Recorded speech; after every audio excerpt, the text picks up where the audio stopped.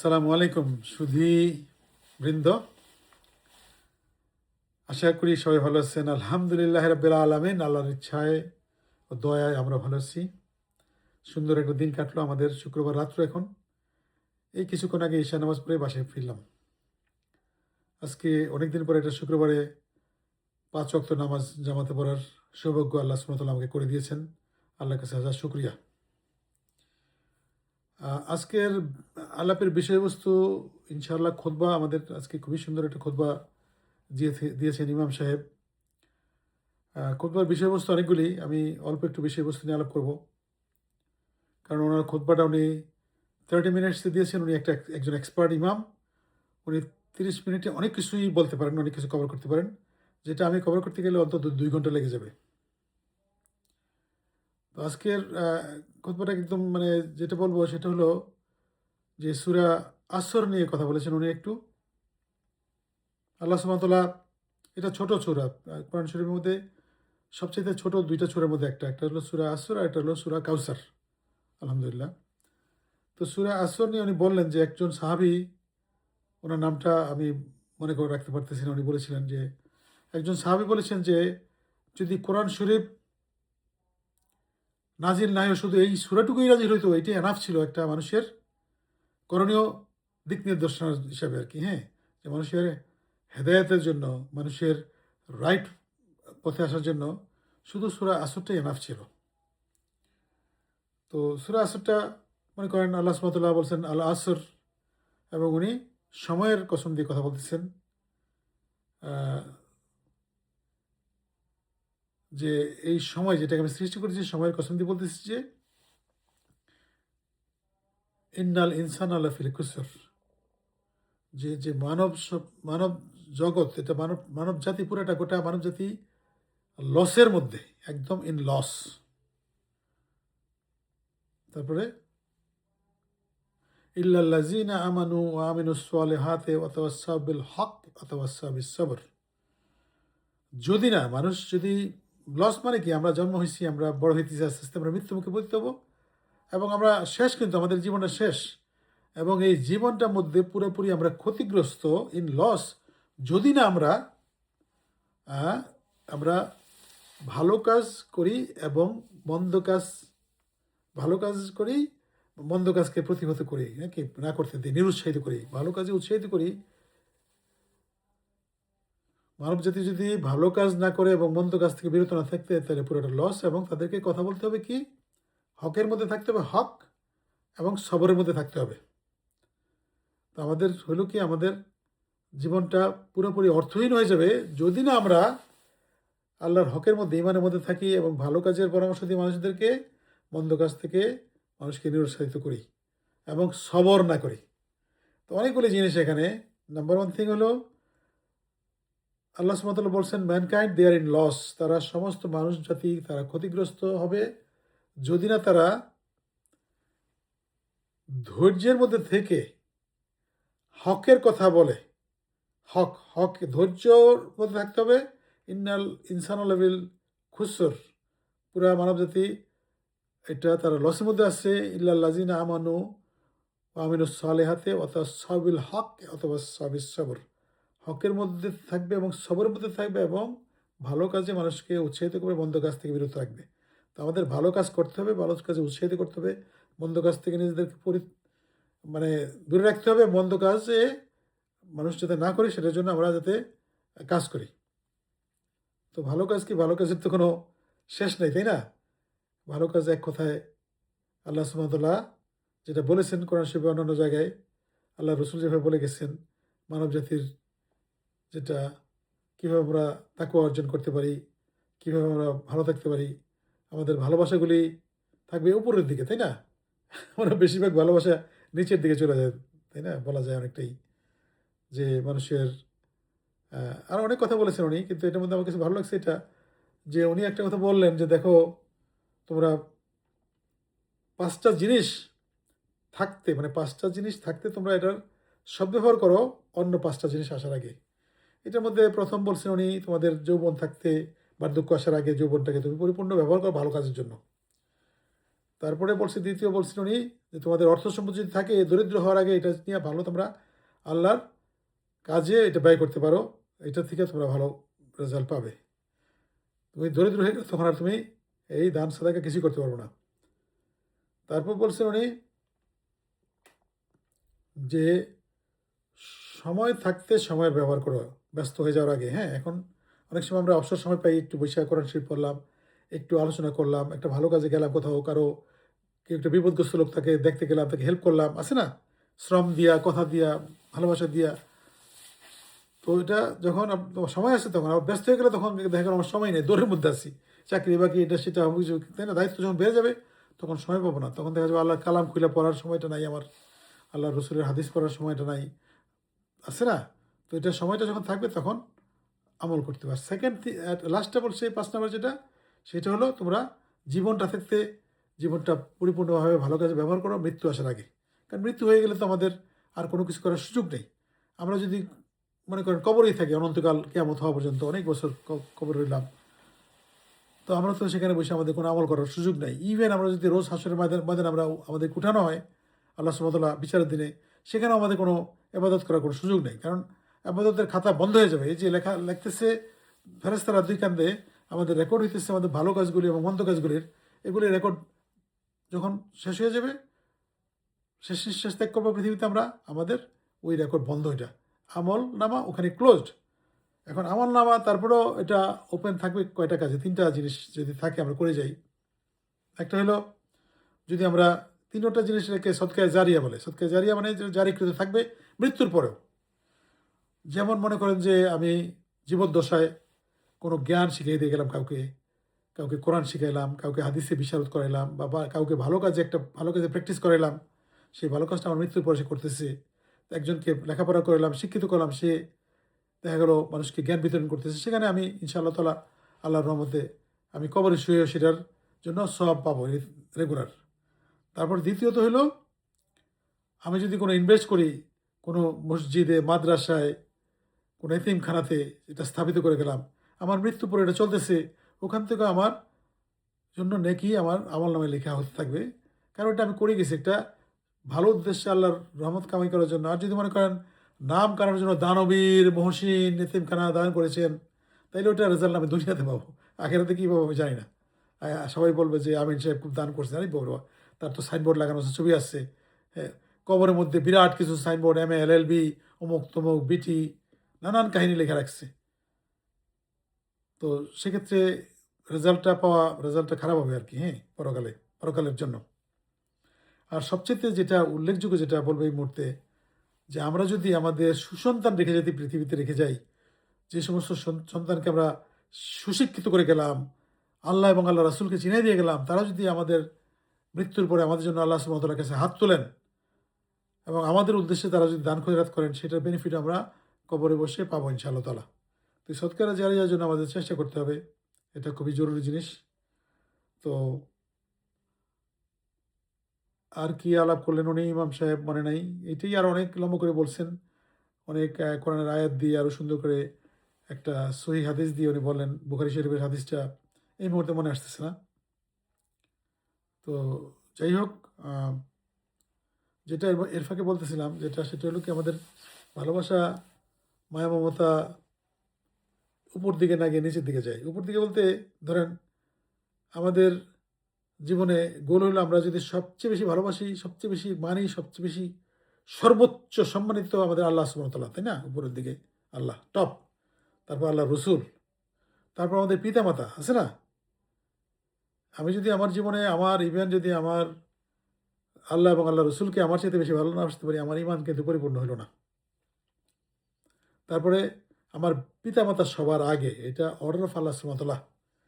আল্লাহ সুবহানাহু ওয়া তাআলা বলেছেন, কোরআন শরীফে বলছেন যে তাদের আমার বান্দাদের মধ্যে তাদেরকে নানত যারা তাদের বৃদ্ধ পিতামাতাকে পেয়েও তাদের সেবার মাধ্যমে আমার কাছ থেকে ব্যস্ত নিতে পারেনি।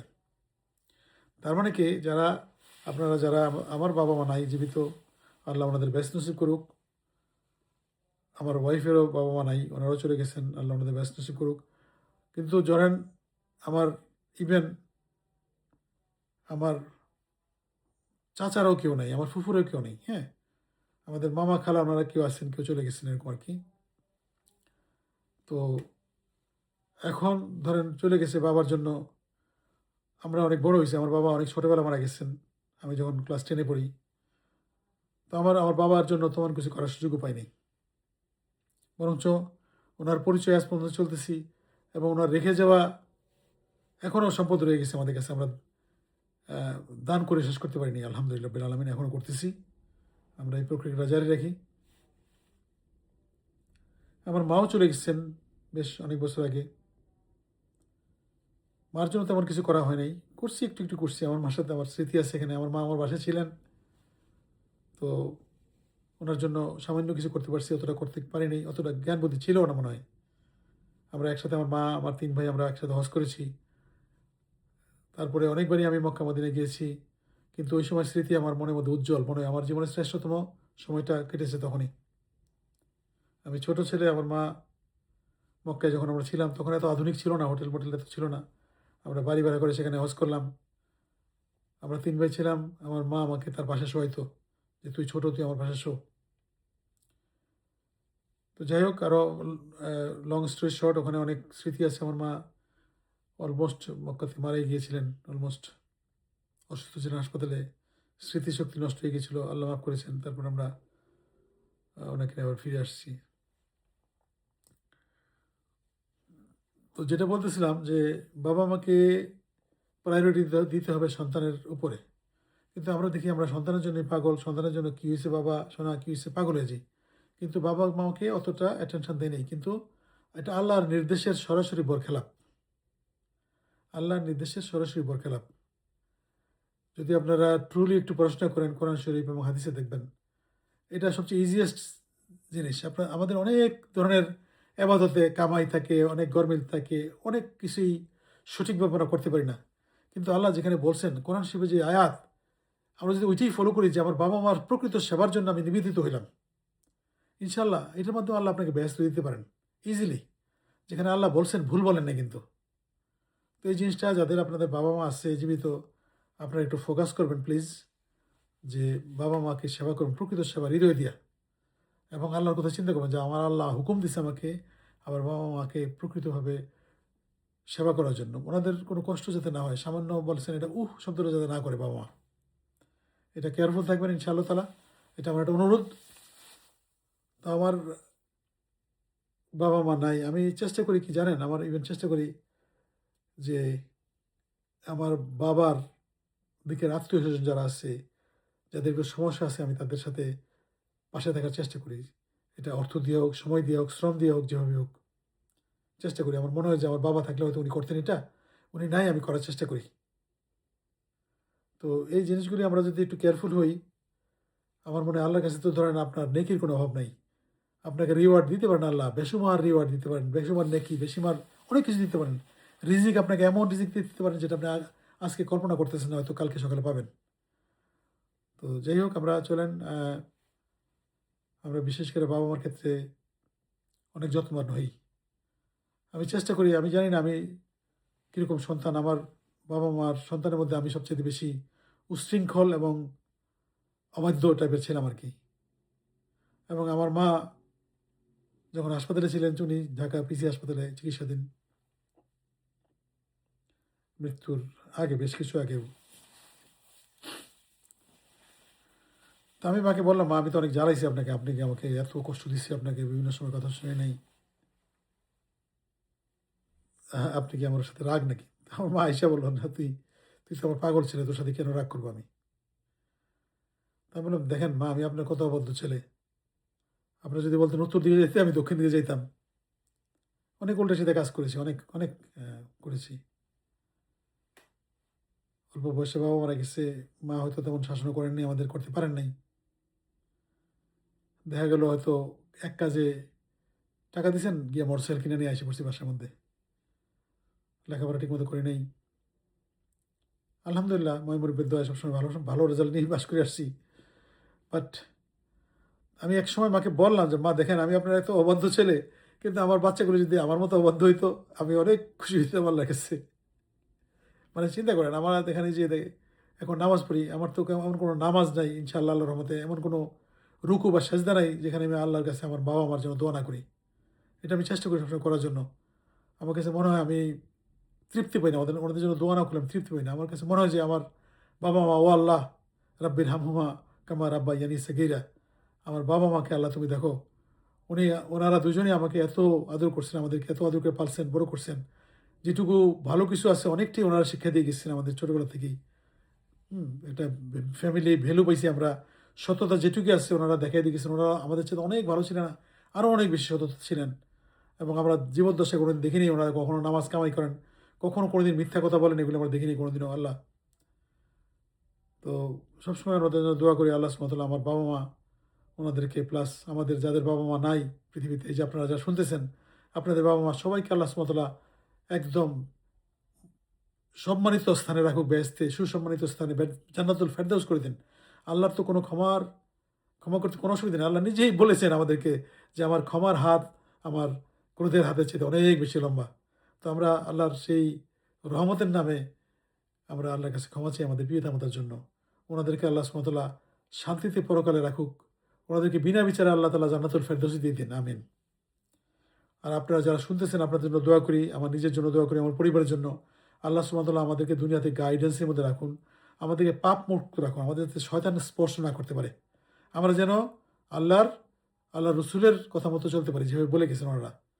ইনশাআল্লাহ আমাদের যাতে আল্লাহ সুবহানাহু ওয়া তাআলা এই চেষ্টার মধ্যে প্রতিদিন রাখেন। এভরি সিঙ্গেল ডে যাতে আমরা জিহাদ করি শয়তানের বিরুদ্ধে, আমাদের নফসের বিরুদ্ধে।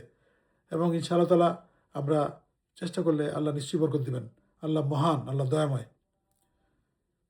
তো আমি জানি না আমার টোটাল আজকে ডেলিভারিটা কেমন হলো।